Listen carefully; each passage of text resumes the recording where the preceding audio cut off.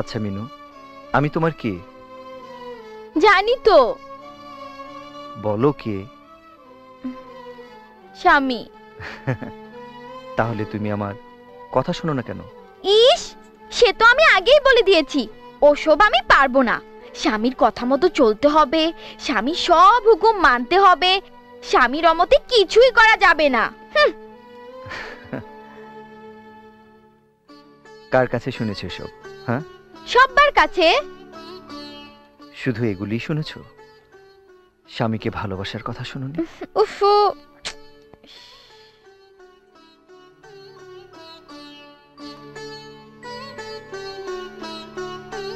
তুমি আমাকে ভালোবাসো না? না না না, আমি তোমাকে কখনো ভালোবাসবো না। কেন? তোমার জন্যই তো সব নষ্ট হয়ে গেল। ইস, এখন গাছে গাছে কত আম পেকেছে, ডগায় ডগায় সিঁদুরের মতো লাল হয়ে আছে। এখন তো পুরো বাগানটাই তোমার। তুমি হুকুম করলে মালি সব আম পেড়ে হাজির করবে। ইস, মালির পেরে দেয়া আম আর নিজে গাছে উঠে আম পাড়া বুঝি এক হলো? চুরি করে এক একটা আম খেতে কি যে মজা! হ্যাঁ, কাকে কি বলছি, তুমি তো কিছুই জানো না। রাখাল হলে এতক্ষণে খুশিতে লাফিয়ে উঠতো। কি আর করা যাবে, আমি তো রাখাল নই। লাফাতে গিয়ে যদি নৌকা থেকে পড়ে যাই? ওই সেই দিনের মতো, যেদিন যেদিন গায়ে প্রথম এসে পড়ে গিয়েছিলে।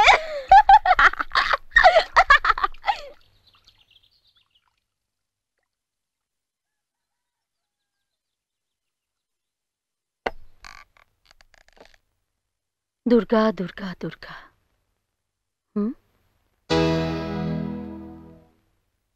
এত ভোরে অপু উঠে গেছে? মা,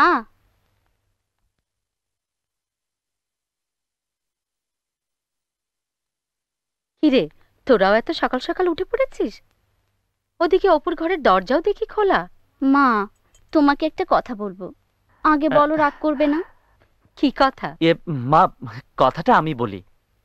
বিয়ের পর থেকে বৌদিকে নিয়ে নানান ঝামেলা হচ্ছে, তাই ভাবলাম দুজন যদি এই মধুচন্দ্রিমার মতো কোথাও ঘুরে আসে, হয়তো সব ঠিক হয়ে যাবে। তাই গত রাতে। কোথায় গেছে? বৌদির বাবার কাছে। মা, অনেক ভেবে গত রাতে। সিদ্ধান্তটা যে তোমাদের নয় অপুর, তা বোঝার মতো জ্ঞান এখনো আমার লোপ পায়নি। আমার মতামতের যখন প্রয়োজন নেই, তখন তার স্ত্রী সে যেভাবে রাখতে চায় রাখবে।